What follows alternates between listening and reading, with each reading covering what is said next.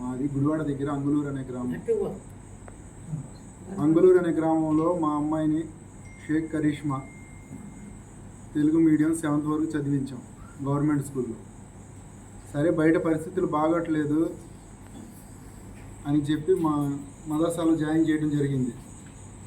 గుడివాడలో మా అమీర్ సాబ్ గారు, విజయవాడలో అక్బర్ సాబ్ గారు ఎట్లాగో విజయవాడ ఏరియాకి, గుడివాడలో మా అమీర్ సాబ్ గారు, అబ్దుల్ రెహమాన్ భాయ్ గారు మా పిల్లలు అక్కడే చదివారు, మంచిది అని వాళ్ళు చెప్పడం జరిగింది. సరే అని తీసుకెళ్ళి జాయిన్ చేసాం. జాయిన్ ఫీజు ఫస్ట్ స్టార్టింగ్లో 4,000 కట్టాలన్నారు. అక్కడి నుంచి నెలకు 3,000 కాడికి కట్టాలన్నారు. సరే అని ఇచ్చాం. అట్లా కడుతూ వచ్చాం. మొత్తం సంవత్సరం పాటు చదివింది మా పిల్ల అక్కడ.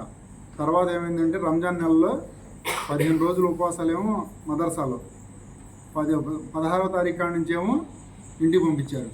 అక్కడి నుంచి నెల 15 రోజులు సెలవులు. తర్వాత ఏం జరిగిందంటే నెల 15 రోజుల తర్వాత మళ్ళీ జాయిన్ చేస్తాకి పిలుచుకెళ్ళాం. మే 16వ తారీఖు పిలుచుకెళ్ళాం. సరే పిలుచుకెళ్ళిన తర్వాత 3,000 ఫీజు, 3,000 ముందే ఇచ్చేసేయాలన్నారు. సరే 16 నుంచి 16కి నెలకు కదా అని చెప్పేసి మేము 3,000 ఇచ్చేసాం. వాళ్ళు ఏమన్నారంటే 1,500 మేము ఉంచుకుంటాం మా దగ్గర, అట్లా జాయిన్ చేసేవాడు. మళ్ళీ ఈ 1,500 ఈ 16వ తారీఖు కాడ నుంచి 30వ తారీఖు వరకు 15 రోజులు కాబట్టి ఈ 1,500 సరిపోయినాయి. ఫస్ట్ తారీఖు మీరు డబ్బులు తీసుకుని రండి అన్నారు. సరే తీసుకున్నారని చెప్పి మేము వెళ్ళిపోయాం. తర్వాత మా మిస్సెస్ని నాకేదో పని ఉండి పంపించాను. ఎప్పుడు 2వ తారీఖు జూన్ 2వ తారీఖు వచ్చింది మా మిస్సెస్. వచ్చి తినేవి తీసుకెళ్ళి ఆ 3,000 ఫీజు కట్టి పిల్లకి 15 రోజులేగా మీరు జాయిన్ చేసింది మేము చూపించాం అని చెప్పేశారు. తర్వాత మళ్ళీ వచ్చే నెలలో మీరు చూపిస్తామన్నారు. మాట్లాడించలేదు మా పిల్లతో. తర్వాత ఏమైందంటే మా ఆవిడ వచ్చేసింది. ఇక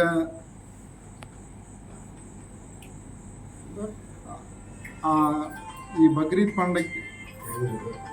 పండగకి ఇంటికి పంపించేది లేదన్నారు. సరే ఫోన్లో మాట్లాడిస్తే అమ్మతో 2 మాటలు మాట్లాడింది సలాం చేయడానికి, అంతవరకే. తర్వాత ఏమైందంటే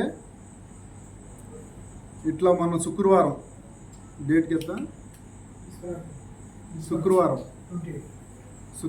28వ తారీఖు మీ పిల్లకి ప్రాణం బాగోలేదు అని మాకు 6:30కి ఫోన్ వచ్చింది. ఉదయం పూట 6:30కి ఫోను ఆ మదర్సాలో ఉన్న మేడం గారు, పెద్ద ఆవిడైతే ఎవరైతే ఉన్నారో ఆమె ఫోన్ చేసి చెప్తే మీరు రండి పిల్లకి చూసుకుందరు కానీ మీ పిల్లకి వామిటింగ్ అవుతుంది, ప్రాణం బాగోలేదు అన్నారు.